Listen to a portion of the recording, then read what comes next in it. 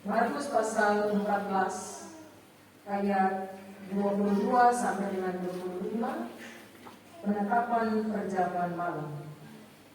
Dan ketika Yesus dan murid-muridnya sedang makan, Yesus mengambil roti, mengucap berkat, memecah-mecahkannya, lalu memberikannya kepada mereka dan berkata, "Ambillah, inilah tubuhku." Sesudah itu dia mengambil cawan, mengucap syukur, lalu memberikannya kepada mereka. Dan mereka semuanya minum dari cawan itu. Dan dia berkata kepada mereka, "Inilah darahku, darah perjanjian yang ditumpahkan bagi banyak orang. Aku berkata kepadamu, sesungguhnya aku tidak akan minum lagi hasil pokok anggur sampai pada hari aku meminumnya, yaitu yang baru dalam kerajaan Allah."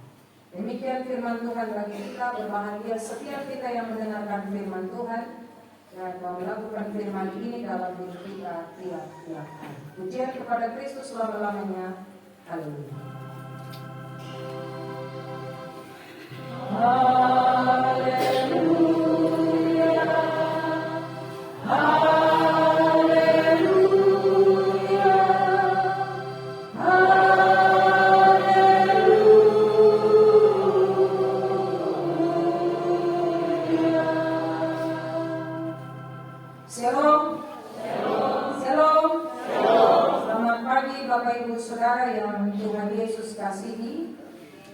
Kita mengucap syukur kepada Tuhan karena tanggal 14 Desember 2022 di hari ini saya dan Bapak Ibu Saudara secara khusus sebagai sidi-sidi jemaat diundang dalam perjamuan kudus akhir tahun 2022. Kenapa saya katakan kita bersyukur Bapak Ibu? Karena ada banyak orang yang tidak masuk dalam perjalanan kudus hari ini. Dalam perjalanan tahun 2022 Tuhan pamit pulang kembali pada Tuhan. Kemudian ada juga yang akan menikmati perjamuan kudus, tapi mereka sakit dan akan dilayani oleh Bapak Ibu Majelis sesudah ibadah ini. Dan kita bersyukur karena tahun ini Tuhan masih menjadikan saya dan Bapak Ibu Saudara untuk duduk bersama dalam pesta perjamuan kudus secara khusus mengakhiri tahun 2022. Hari ini kita dituntun oleh firman Tuhan dari Sinode GKI di Tanah Papua, Markus 14 ayat 22 sampai dengan ayat yang ke-25 dengan tema perenungan perjamuan yang baru dalam kerajaan Allah. Bapak Ibu Saudara yang Tuhan Yesus kasihi, dalam perjamuan makan Paskah, unsur-unsur yang perlu dijelaskan oleh kepala orang Yahudi adalah roti yang tidak beragi dan darah anak domba yang disembelih. Itu harus dijelaskan oleh kepala keluarga ketika mereka melakukan perjamuan kudus Paskah, makan Paskah di tengah-tengah kehidupan keluarga mereka. Roti tidak beragi ini mengingatkan orang Israel akan ketetapan yang diberikan Tuhan, di mana mereka harus makan roti tidak beragi selama 7 hari lamanya. Bapak Ibu dapat lihat itu di Keluaran 12 ayat 15 dan Keluaran 17 sampai 20. Itu bicara di sana. Kemudian penyembelihan anak domba yang tak bercacat mengingatkan pada peristiwa pulang ke-10 di kitab Keluaran. Dengan darah anak domba yang dibubuhkan di pintu-pintu rumah orang Israel, maka anak-anak sulung laki-laki dari orang-orang Israel itu mereka diampuni dan diselamatkan dari kemeriahan murka Allah dalam bulan ke-10 itu. Dan yang mati itu anak laki-laki orang Mesir, tapi anak laki-laki dari orang Israel karena ada bubuhan darah anak domba itu di depan rumah mereka, jadi mereka selamat. Mereka terlewat dari mobil. Itulah sebabnya dalam pembacaan kita ayat 24, darah itu disebut dengan darah perjanjian. Ayat 24, dan ia berkata kepada mereka, inilah darahku, darah perjanjian yang ditumpahkan bagi banyak orang. Nah, pada pembacaan kita hari ini Bapak Ibu Saudara, Markus 14 ayat 22 sampai 25, Yesus bukan hanya menjelaskan tentang makna dari tubuh dan darah anak domba yang disembelih, tapi Yesus mau menunjuk kepada dirinya, sang anak domba yang dikorbankan agar manusia dunia memperoleh keselamatan itu. Ayat yang ke-22, roti tidak beragi. Bapak Ibu Saudara, penjelasan Yesus tentang roti tidak beragi pada ayat 22 menjadi lambang tubuh Kristus yang terpecah-pecah untuk ampunan dosa manusia. Lambang tubuh Kristus yang dikorbankan bagi manusia yang harusnya menanggung hukuman itu. Lambang tubuh Kristus yang dikorbankan bagi manusia yang berdosa.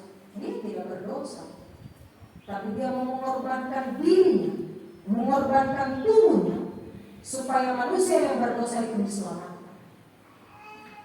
Anggur dalam cawan yang dia berikan kepada para murid Bapak Ibu Saudara dalam pembacaan kita hari ini melambangkan darah Kristus yang tercurah bagi keselamatan umat manusia. Jadi kalau perjamuan kudus kita datang sebagai sidang jemaat hanya rutinitas dan tidak memaknai roti dan anggur sebagai lambang tubuh dan darah Kristus, sia-sia. Kita tidak akan pernah mendapatkan makna bahwa Yesus pernah mengorbankan diri untuk saya dan manusia. Tapi dalam pembacaan ini Tuhan Yesus Kristus mau menjelaskan kepada para murid tentang makna roti yang tidak beragi itu, tentang makna cawan anggur itu yang merupakan lambang tubuh dan darah Kristus. Kata tubuhku pada ayat yang ke-22 dan darahku pada ayat 24 itu mempertegas kematian seperti apa yang akan Yesus alami Bapak Ibu Saudara, yaitu kematian dalam penderitaan untuk mengorbankan diri supaya dunia diselamatkan. Pertanyaan saya, siapa mau kasih diri hari ini untuk korban bagi orang lain? Pasti hitung-hitung Bapak Ibu Saudara. Tidak mungkin dia akan memberikan dirinya untuk berkorban bagi orang lain. Walaupun orang itu paling dekat dengan dia, pasti ada hitung-hitungannya. Kira-kira kalau saya korbankan satu diri, aku kasih apa untuk saya? Tapi Yesus tidak. Sebagaimana anak domba di Keluaran disembelih sehingga umat Israel di Mesir diselamatkan dari kematian anak sulung mereka, demikian pula pembacaan kita hari ini menjelaskan kepada kita bahwa anak domba Allah itu disembelih sehingga manusia berdosa diselamatkan dari kematian kekal. Bapak Ibu Saudara, ucapan Yesus dalam perjamuan Paskah tersebut menjadi acuan prosesi perjamuan kudus yang akan kita adakan hari ini.